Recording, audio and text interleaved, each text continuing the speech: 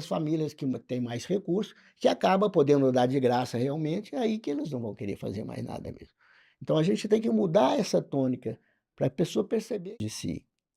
Então mas como eles têm esse espírito heróico, eles não admitem coisas pequenas, né. Então, se a gente coloca por um jovem que a bondade pode ser infinita, em que ele poderia mudar o mundo e ter um grau de felicidade muito grande, sem estar dependendo de tantas coisas externas a si mesmo, ensinar ele a sonhar com a liberdade e não sonhar em ter coisas, tá? Talvez ele começasse a encontrar esse caminho que ele intui que existe, do herói, daquele que da onde vem a palavra herói? De Eros, de amor, entende? Segundo Platão. Que segundo Platão. Então, se ele encontra essa explosão dentro dele, ele pode ser todas as coisas, ele pode participar de todas as coisas, ele pode ter um grau de expansão e de harmonia plena. Não, mas ele vai colocar a sociedade ensinou para eles que os prazeres sensíveis é que são os melhores. Por isso que eu, às vezes, eu acho até engraçado, porque as famílias falam assim: "Não, é muito importante a união da família, especialmente nesses dias sagrados que é o domingo". Aí começa o domingo um pouco mais tarde, porque dorme mais, ou seja, começa com a preguiça. Depois começa a preparar as comidas. Aí é a carne, a bebida, então os prazeres que é? Muita carne, muita bebida, muita comida, muita preguiça. Aí depois que tá bem assim, aquelas conversas regadas por aquele ambiente de bebida e de excessos, né, que normalmente é comentar sobre a vida de uns dos outros, entende. Depois, como falava Milor Fernandes, não há nada melhor para acabar com o estado de espírito que uma boa refeição. Ninguém aguenta, tem que dormir um pouquinho.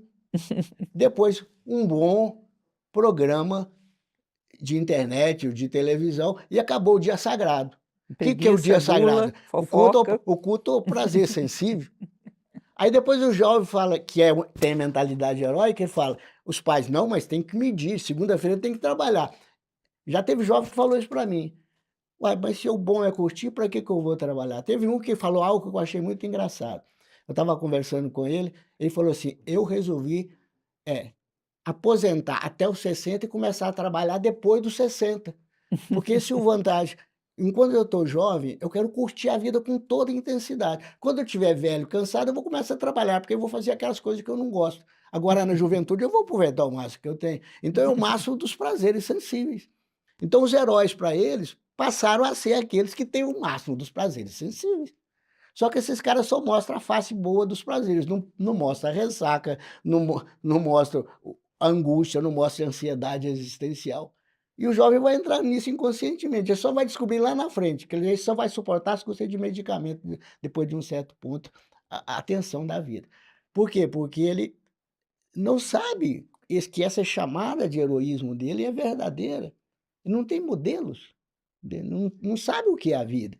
Então ele pensa que os heróis são esses que têm tudo, que desfrutam de tudo e que aí o que ele quer? Quer isso, sem esforço de preferência. Então isso pega uma camada muito crítica dentro da sociedade, que são exatamente as famílias que têm mais recursos, que acaba podendo dar de graça realmente, é aí que eles não vão querer fazer mais nada mesmo. Então a gente tem que mudar essa tônica, para a pessoa perceber que a felicidade está não naquilo que ela tem, mas naquilo que ela é.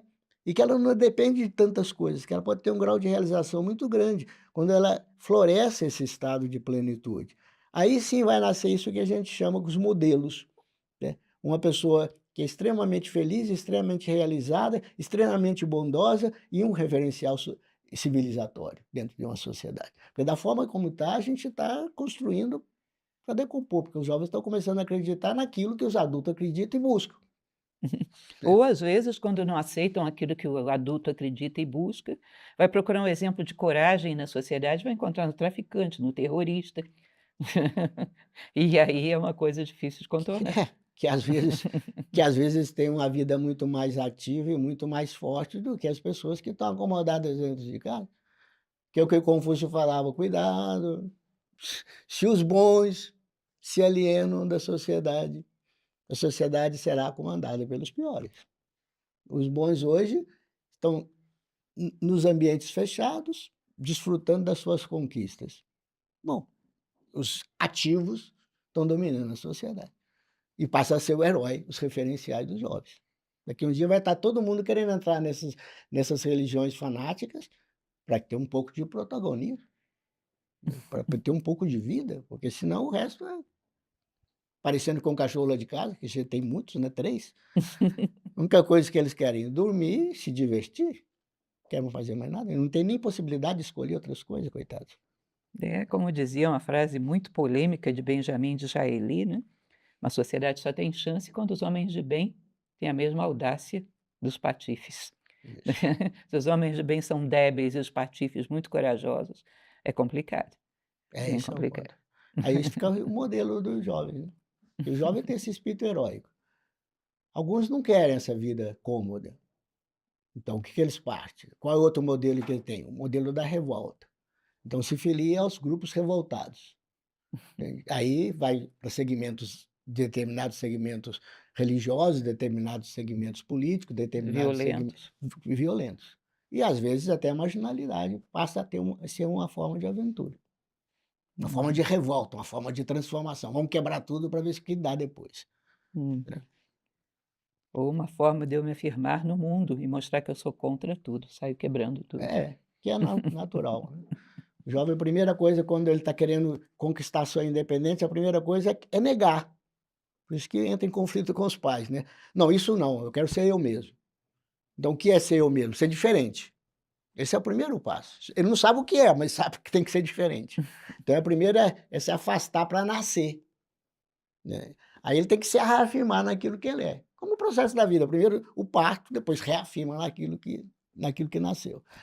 Então ele afasta, depois ele se reafirma. Quando ele vai reafirmar naquilo que nasceu, ele tem que ter um modelo. Se ele não tem um modelo, aí ele corre o risco de ir para qualquer uma dessas direções que pode destruí-lo.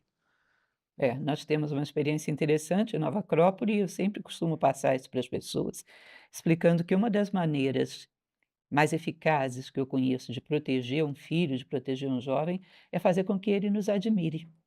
Porque aí a nossa voz tem uma importância 10 vezes maior do que aquela que vem de fora. Quando a gente ocupa o imaginário dele como um ser especial, coerente, íntegro, que dá a batalha pelas coisas que acredita. Ah, esse projeto que nós fazemos com as crianças, que nós temos o projeto da Criança para o Bem, né, é muito importante que a gente pega pessoas que de uma comunidade de risco social. E eles estão conosco, por exemplo, agora já tem jovens que entrou com 5 anos e hoje está com 18. Eles falam abertamente para a gente: "Olha, se eu não tivesse esse referencial, eu seria como o meu vizinho lá de casa, que hoje está preso, o outro já mataram ele, o outro é um assassino, eu seria uma dessas pessoas. E graças a esse modelo que vocês ensinou, hoje eu sou uma